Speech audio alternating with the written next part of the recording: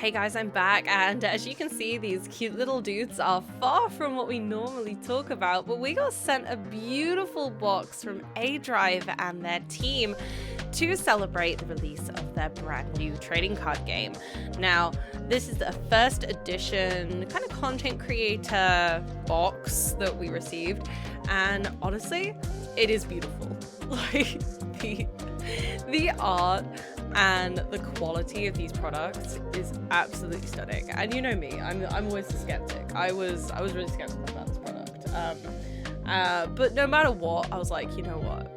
It's beautiful. It does have unique artwork, which I always love in a card game.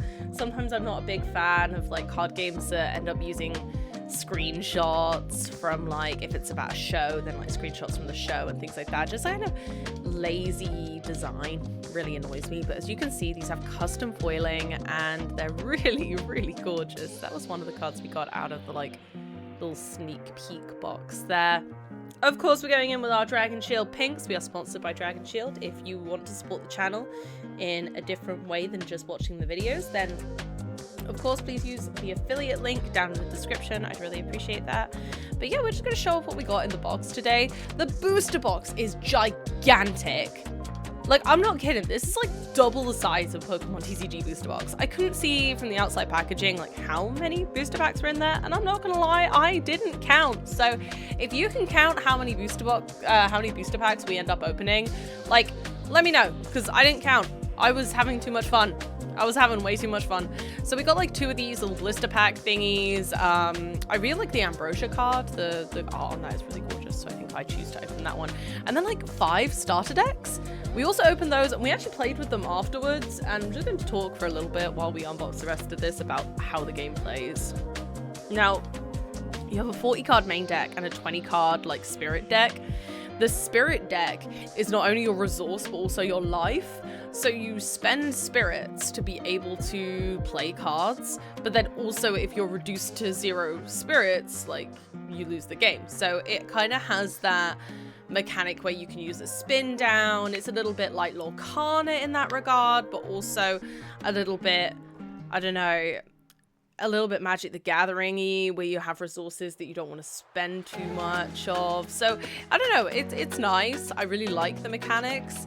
I think some cards and combos are really powerful, and it's very clear, like you can force your opponents to use up their spirits and things. So we got this playmat, and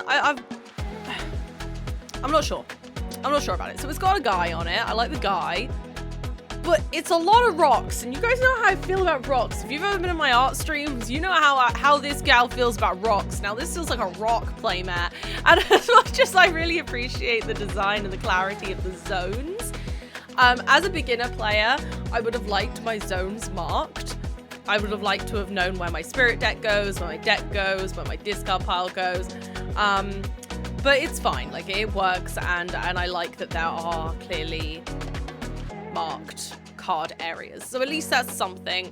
I'm not sure about the design of the playmat, I'm gonna be honest with you. I like it. I don't love it.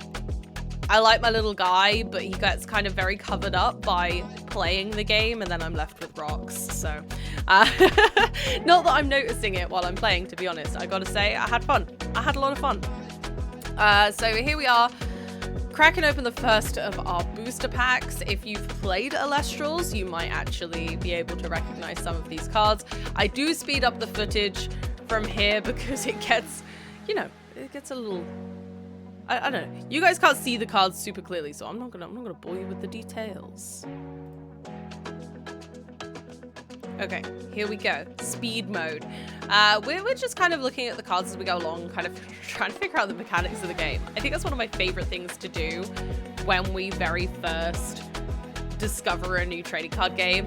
I actually figured out how to play Lorcana without even playing the game. I just looked at the cards and was like, I bet you do this.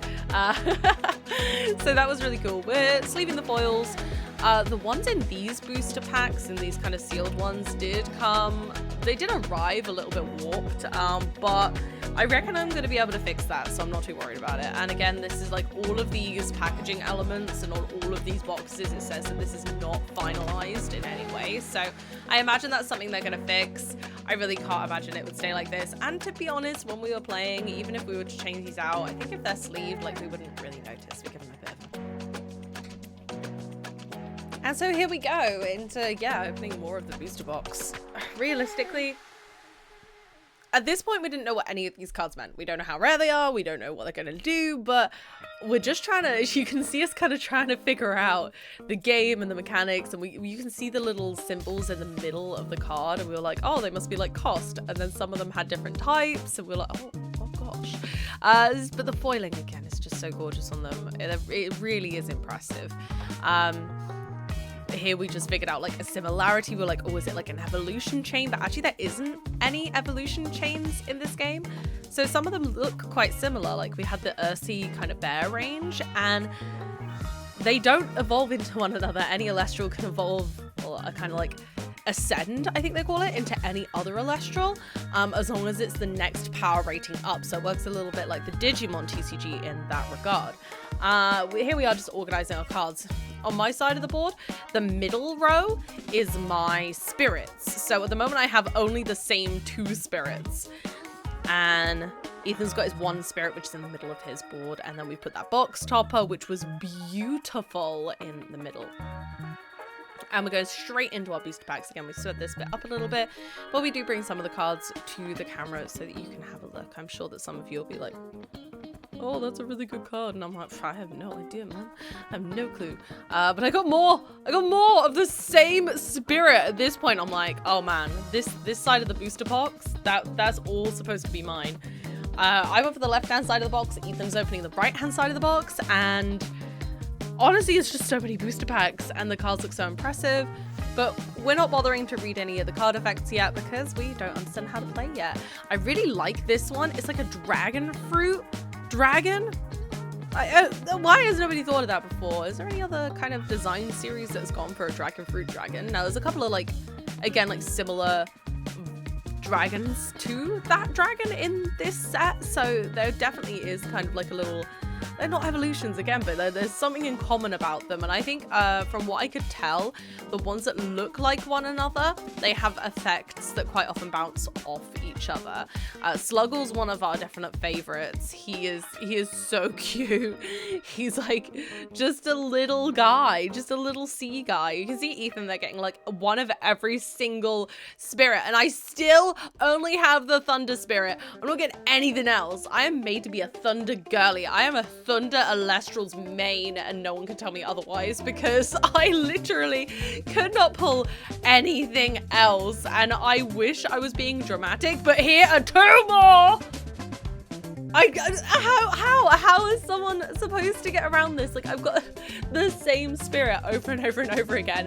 I'm gonna have to build a deck, and it's gonna have to be primarily lightning spirits, because what on earth else am I gonna do? I think when we played, I chose not to go with the lightning deck because I was like, I'm gonna be playing that for a long time, I think. So I think it's I chose a different one when we learned to play. It took us a little while to learn to play, and I gotta say the YouTube video that's on the official Elestrals page is really good. I